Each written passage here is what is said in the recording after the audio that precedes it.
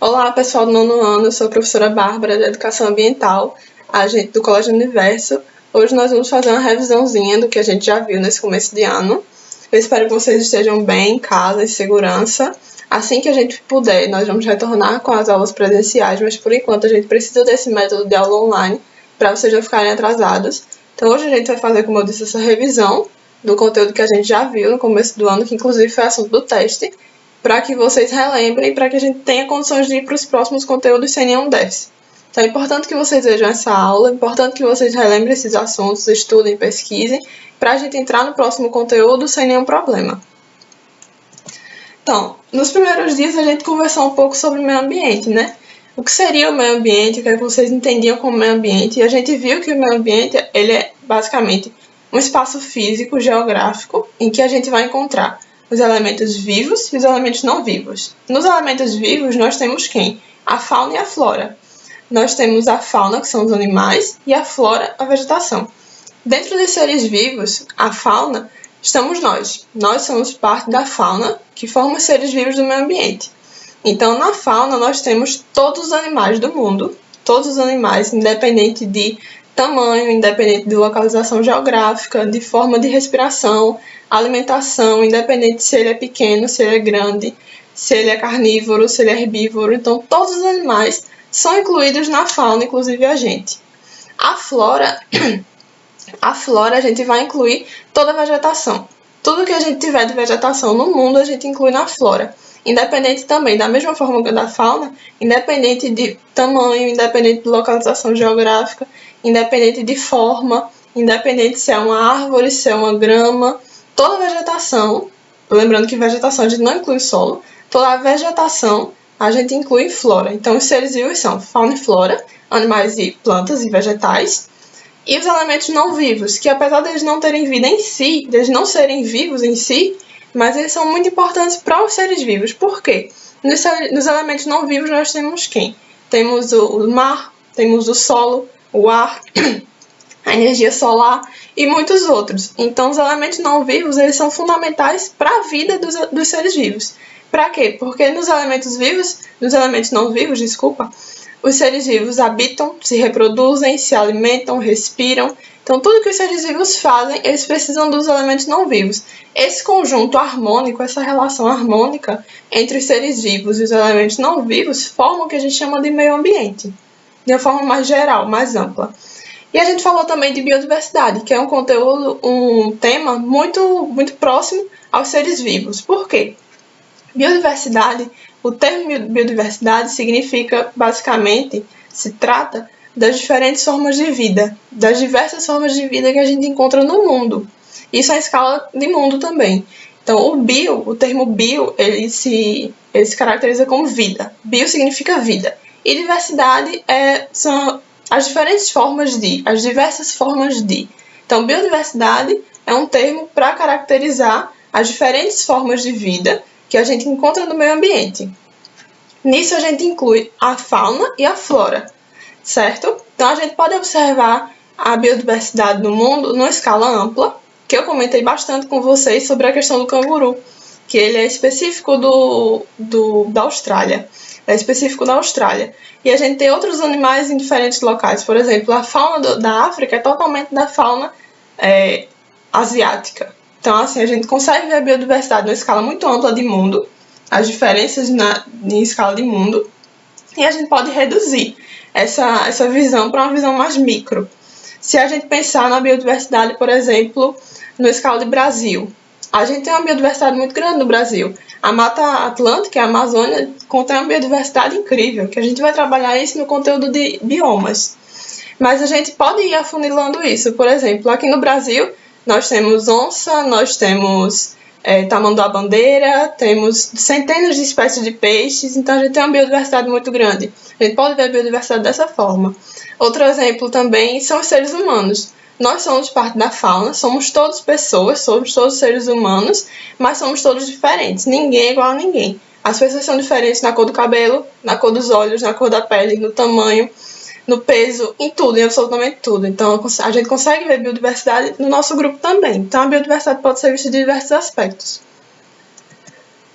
A gente falou também sobre as espécies, os tipos de espécie. Eu comentei com vocês as espécies nativas primeiro, que elas são consideradas nativas as espécies que são naturais, que são específicas, que são nativas de determinado local e permanecem nele. Uma espécie, eu coloquei a imagem do flamboyant. Esse flamboyant é uma árvore nativa da ilha de Madagascar.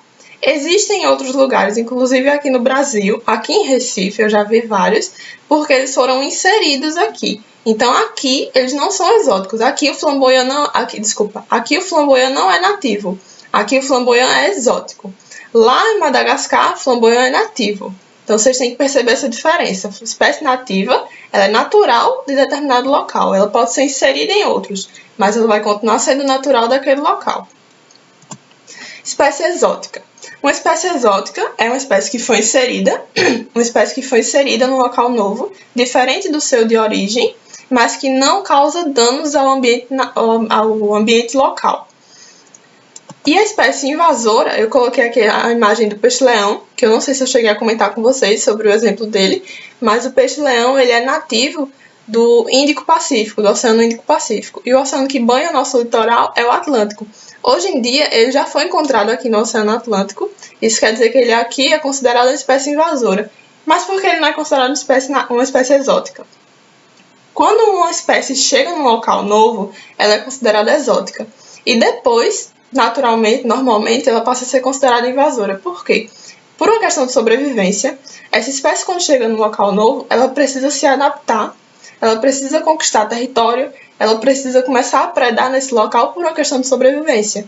Então, o peixe-leão, ele hoje em dia é considerado invasor porque ele se apropriou de alguns territórios, ele se apropria de alguns territórios por questão de sobrevivência, como eu falo sempre, e ele começou a predar animais e organismos que são nativos daqui. Então, ele começou a causar dano ao nosso ambiente local. Por isso, ele é considerado invasor. Exótico, ele não causa dano ainda. Invasor, ele causa. Eu dei a vocês o exemplo do elefante. Por exemplo, se a gente tem um elefante que é nativo de X lugar, esse elefante é trazido, por exemplo, para o zoológico dos irmãos. Se ele chegar no zoológico dos irmãos, ele vai ser considerado uma espécie exótica.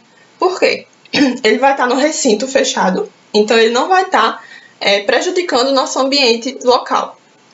Mas se a gente deixar esse elefante solto na mata de dois irmãos, que é no zoológico, se a gente soltar esse elefante que estava no recinto para a mata de dois irmãos, então ele vai deixar de ser considerado exótico e vai ser considerado invasor. Por quê? Ele vai precisar conquistar território, ele vai precisar se alimentar, então ele vai começar a danificar o ambiente da gente, nosso ambiente local, nosso ambiente nativo. Daí ele vai ser considerado invasor. Esse exemplo do elefante é muito bom para vocês verem os 3 tipos de espécie, para vocês pensarem nos 3 tipos de espécie: nativa, exótica e invasora. Depois disso, a gente fala um pouco sobre a exploração do meio ambiente. A gente já viu o quanto de recursos que a gente tem. A gente já falou sobre fauna e flora, que são os nossos principais recursos. E a gente sabe que hoje em dia, com o crescimento exponencial da população, a gente tem cada vez mais demandas. E hoje em dia, fala-se muito sobre o conceito de consumismo. Por quê? Essa população enorme que a gente tem hoje, ela tem consumido cada dia mais. Um exemplo muito bom de visualizar é a questão do iPhone. Por exemplo, a Apple ela lança todo ano, praticamente, um modelo novo de iPhone. E muita gente compra o modelo novo não porque o seu está ruim, mas porque é um modelo novo. Então, isso se caracteriza como consumismo. E essa exploração exagerada que a gente tem hoje em dia, tanto pelo número enorme de pessoas que a gente tem no mundo, quanto pelo consumismo por diversos aspectos, que não cabem aqui, por status, enfim, por diversos aspectos, isso tem ocasionado uma exaustão muito grande dos recursos que a gente tem, nossos recursos naturais. Esses recursos eles precisam ser protegidos da destruição, da escassez. Por quê? Se a gente tem um recurso e a gente acaba com esse recurso, vai ser ruim para a gente mesmo. Então, a conservação, a preservação e sustentabilidade que eu coloquei aqui no slide, ela não é boa simplesmente para o meio ambiente. Ela é importante para a gente também, porque nós precisamos da natureza para absolutamente tudo. Para comer, para beber, para fazer móveis, se vestir. Então, a gente precisa dela para tudo. Então, proteger a natureza significa proteger os nossos recursos. Aqui tem essa imagem desses 3 R's, que hoje em dia são 5. mas eu coloquei desses 3 R's, que é uma campanha muito importante sobre reduzir o uso excessivo, né? O consumo excessivo, o consumismo. É reduzir, reutilizar e reciclar. Isso é muito usado hoje em dia. Então, a gente pode falar também da conservação, da preservação e sustentabilidade. A conservação e a preservação, elas têm o mesmo objetivo, que é de proteger a natureza. A diferença é que a conservação, ela busca proteger a natureza sem parar o uso dela. Ou seja, assim, eu dei o exemplo para vocês da madeira de reflorestamento, que é um exemplo muito bom para vocês pensarem nisso. Se eu tenho um local que eu vou demarcar uma área X, nessa área eu vou desmatar para pegar essa madeira e fazer lápis. Só que à medida que eu desmato essa área, eu replanto. Para quando eu precisar de uma nova demanda de árvores, eu ter replantado ali e eu poder pegar novamente. Porque se a gente não faz isso, depois que a gente explora uma área, a gente tem que ir para outra. Nisso, a gente vai devastando grandes áreas de mata. Então, a madeira de reflorestamento para o uso de lápis, enfim, em geral, é muito importante, é uma medida de conservação. Então, a conservação visa proteger a natureza sem parar de usá-la. Então, conservação, pensem no uso responsável, no uso consciente. Já a preservação também visa proteger a natureza, só que a proteção que a preservação oferece é diferente. Por quê? Na preservação, a gente não pode usar. Isso geralmente é feito para ambientes que estão muito destruídos, como a Mata Atlântica, que a gente vai trabalhar mais na frente, mas isso é feito para ambientes que estão muito destruídos. Então, a preservação não permite o uso de nenhum recurso. E a sustentabilidade, a gente conversou sobre ações sustentáveis, a gente fez uma atividade sobre ações sustentáveis, que seria uma forma muito parecida com a conservação de fazer a nossa sociedade seguir, né, funcionar, sem acabar com o meio ambiente. Então, a sustentabilidade é uma forma também de proteção do meio ambiente. A gente fez essa atividade sobre ações sustentáveis que a gente podia realizar no ambiente escolar. E a gente pode pensar ela em diversos aspectos. Numa escala mais ampla de mundo, numa escala menor de escola, do nosso ambiente escolar. Aqui eu coloquei nessa imagem, nesse slide, essa imagem dessas crianças pegando essas frutinhas na árvore, porque seria um exemplo de conservação. Por quê? A gente está usando o recurso da natureza, mas a gente não está destruindo ele. Então, o conceito de conservação, ele busca proteger os recursos naturais da superexploração humana. Aí a gente lembra do consumismo, né? Sem esgotá-lo. Então, é um uso consciente. Já na preservação, a gente vê que a árvore está totalmente protegida, né? Ninguém chega perto. Então, o homem não pode atuar de forma nenhuma para extrair nenhuma parte desse recurso, certo? Independente de se é só a fruta ou se é a árvore toda. Então, essa é a diferença da conservação para a preservação. Sustentabilidade. Eu coloquei aqui que é um conceito que se assemelha bastante com o de conservação, como eu havia falado, e que visa o desenvolvimento sustentável, com o objetivo de proteção. Proteção realmente do meio ambiente em geral, tanto da fauna quanto da flora, a fim de que as gerações futuras elas não sejam comprometidas para satisfazer as nossas necessidades, ou seja, a gente usar todos os recursos e as próximas gerações, os nossos filhos, netos, bisnetos, não terem acesso ao que a gente tem hoje. Então, esse é um dos objetivos da sustentabilidade. Dar às próximas gerações o direito de usar esses recursos também. Ela pode ser praticada, como eu disse a vocês, com ações individuais, evitar sacolas plásticas, evitar canudo plástico, evitar plásticos em geral, reduzir o consumo de carne, que gasta muita água. Ações comunitárias, como as hortas e painéis solares. Ações comunitárias se adequam muito à atividade que a gente fez de ações sustentáveis para o ambiente escolar. E ações globais, como o controle da urbanização, que tem desmatado muitas áreas, e o controle da emissão de carbono, que hoje em dia a gente tem um protocolo que os países eles têm um limite de carbono que eles podem emitir. Daí a gente começou a falar um pouco sobre os patrimônios ambientais. Os patrimônios ambientais ou patrimônios naturais são aqueles que a gente tem uma paisagem natural, em que o homem não interferiu em nada, não construiu, não montou, não tem intervenção humana. É apenas um local natural, com montanhas, com serras, cachoeiras, independente da paisagem, mas é um local natural. Eu coloquei aqui para vocês que para que uma formação geográfica ou região seja tombada é para ganhar o título de patrimônio ambiental, a Unesco tomba esse local, é chamado de tombamento. Então, para que ela seja tombada como patrimônio natural pela Unesco, a sua vegetação, a sua fauna, sua flora, suas espécies, elas devem apresentar alto valor biológico, científico e histórico, não só para o seu país de origem, mas para o mundo. Então, isso é avaliado pela Unesco antes deles darem o título de patrimônio ambiental, o tombamento de patrimônio ambiental. No Brasil, eu comentei com vocês que existem 7 patrimônios ambientais e que no mundo existem muitos outros. O primeiro que eu coloquei aqui foi o Parque Nacional do Iguaçu. Coloquei essas duas imagens do Parque Nacional do Iguaçu. Ele foi criado em 1939. Ah, mas precisa decorar ano de tombamento do parque? Não precisa decorar o ano. Eu coloquei aqui a nível de conhecimento, mas existe na internet. Então, ele foi criado em 1939, com a rica biodiversidade, com algumas espécies, inclusive, que estão ameaçadas de extinção, como a onça pintada, a araucária e o jacaré do papo amarelo. Importante dizer a vocês que é a primeira unidade de conservação do Brasil a ser instituída como sítio do patrimônio mundial natural pela Unesco em 1986, alguns anos depois de ser tombada como patrimônio natural brasileiro, foi instituído como sítio do patrimônio mundial natural, que é outro título já. Ele é localizado na tríplice fronteira com Argentina e Paraguai. Apesar disso, é considerado um patrimônio natural brasileiro, mesmo estando na fronteira com outros países. Tá, a gente tem o arquipélago de Fernando de Noronha, que não é surpresa nenhuma ser um patrimônio natural brasileiro. Foi tombado pela Unesco bem depois, em 2001, formado por 21 ilhas e ilhotas e rochedos de origem vulcânica. Esse patrimônio ele é situado no Oceano Atlântico, como eu disse a vocês, que o Brasil ele é banhado pelo Oceano Atlântico e está a 545 quilômetros da capital de Pernambuco. O terceiro é o Complexo da Amazônia Central. Uma coisa que eu queria salientar para vocês é que muitos dos patrimônios brasileiros eles são relacionados com algum bioma. Esse é o primeiro que a gente vê com o bioma, porque o primeiro foi o do Iguaçu, o segundo foi o do Fernando de Noronha, e agora a gente tem o da Amazônia Central. Mas terão outros que a gente vai trabalhar aqui, que a gente vai conversar, que tem relação com biomas nossos. Não com todos, por exemplo, porque a Caatinga não tem um patrimônio, mas com alguns.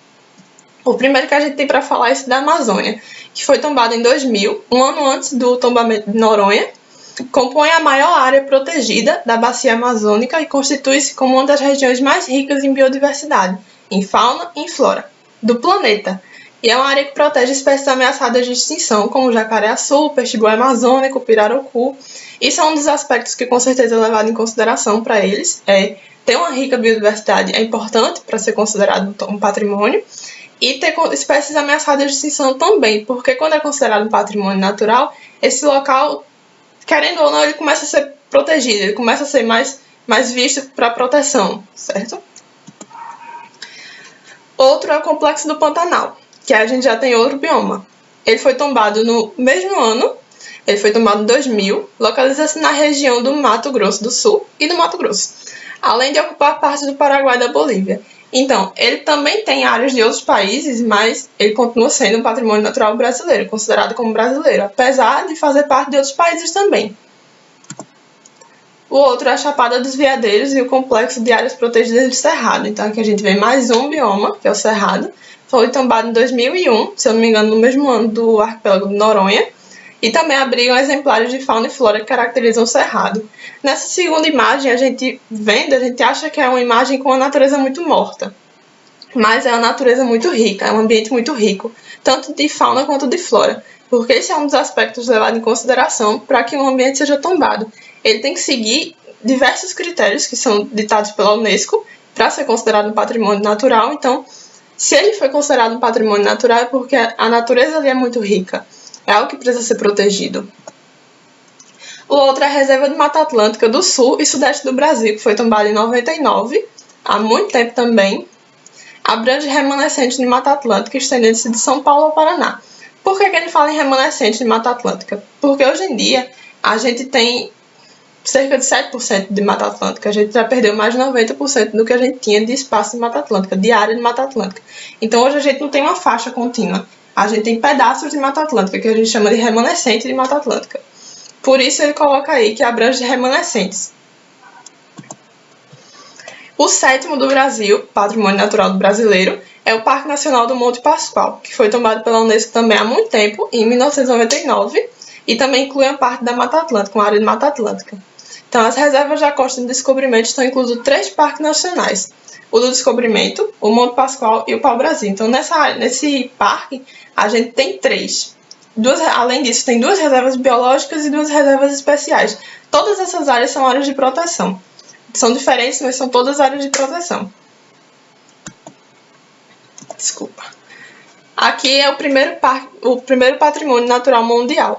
A gente colocou o Parque Nacional de Pirin, que eu já falei para vocês em aula. É um lugar localizado na Bulgária, certo? Ele foi tombado pela Unesco em 1983, há muito tempo também. E a gente pode ver que a paisagem ela é formada por essas formações rochosas e por esses lagos glaciais, 118 lagos glaciais. O próximo mundial são as Ilhas Réunion, que é um departamento ultramarino francês no Oceano Índico e é localizado na França. Foi inscrito como patrimônio da Unesco em 2010, há pouco tempo. As Ilhas Fênix, que são um arquipélago formado por 8 ilhas de coral e atóis localizados no Oceano Pacífico Sul. Coral e atóis são esses organismos que tem aqui na imagem, que parecem umas rochazinhas, mas são organismos. Tombado pela Unesco em 2010, por constituir-se em um dos últimos ecossistemas intactos de arquipélagos oceânicos de corais do mundo. Isso é muito importante porque essa área de coral, esse local de coral, ele é muito importante. Ele é usado como habitat para diversas espécies marinhas, ele é usado como refúgio, como fonte de alimentação, e ele é muito prejudicado. Com essa questão do óleo que a gente teve recentemente, muitos corais morreram, e eles são fundamentais para a vida marinha. Então, por isso que esse, com certeza, é um dos fatores importantes para as Ilhas Fênix terem sido tombadas como patrimônio natural mundial. Esses são alguns dos patrimônios que eu mostrei para vocês. O meu objetivo não é que vocês decorem o que é, nem muito menos ano de tombamento. A questão aqui é a nível de conhecimento, realmente, para vocês terem uma noção do que é um patrimônio natural, do que faz ser um patrimônio natural, tanto brasileiro quanto mundial. Então, aqui eu falei em uma das últimas aulas, foi na época do Carnaval, sobre o impacto que o Carnaval tem no meio ambiente. Eu falei para vocês que eu li uma reportagem que no ano passado, 2019, só no Recife, nos pontos de Carnaval do Recife, foi produzido mais de 100 toneladas de lixo. E esse lixo, ele, com certeza, causa diversos prejuízos no meio ambiente. Eu coloquei alguns aqui que eu vou falar para vocês, como entupir bueiros, causando alagamentos quando chove, uma chuva muito forte. A gente sabe que quando o bueiro está entupido, alaga, que acontece muito no Recife. Além disso, acúmulo de animais que transmitem doenças sérias, como a leptospirose, poluição de fluxos de água, considerando que parte desse lixo é transportado, podendo chegando a rios e mares. Então, esses são alguns dos impactos daquele lixo acumulado na rua que a gente sempre vê depois do Carnaval. E eu coloquei algumas medidas que podem ser tomadas para melhorar essa situação, para evitar. Como levar o próprio copo e ficar com ele, para evitar o uso de um copo de plástico, porque a gente deve evitar o uso de qualquer plástico, todos os plásticos em geral, de canudo, de copo, de qualquer plástico, de glitter. Não usar fantasias com penas de animais, que a gente sabe que o processo de depenar um animal é muito sofrido. Então, hoje em dia, isso daí tem sido cada vez mais trabalhado e cada vez menos usado. Antigamente se usava muito mais. Fantasias com penas de animais e fantasias podem ser feitas de diversas formas, não precisam usar pena. Além de preferir produtos biodegradáveis, como glitter e confete, que eu falei para vocês que o glitter é feito com microplástico, que pode ir parar no mar até chegar na gente de volta, e que o confete geralmente é feito com papel e a gente pode fazer ele de forma biodegradável, tanto o glitter quanto o confete. O glitter ele vende em alguns lugares na forma biodegradável. O que seria biodegradável? Ele vai se desfazer naturalmente. E o confete, muita gente faz hoje em dia já o confete com folha de árvore, porque também vai ser um confete biodegradável, ele também vai se desfazer naturalmente. É isso, pessoal. Qualquer dúvida eu estou à disposição, certo? Qualquer dúvida pode mandar. Na próxima aula a gente vai continuar a revisão, na verdade. A gente vai começar com a questão da Amazônia, que na última aula a gente viu o bioma da Amazônia, então a gente vai fazer uma revisão só para a Amazônia. Depois dessa aula da Amazônia, que a gente vai continuar com o conteúdo, mas a de Amazônia já vai servir para a próxima prova. Já é conteúdo para a próxima prova, certo? Estou aqui precisando de mim.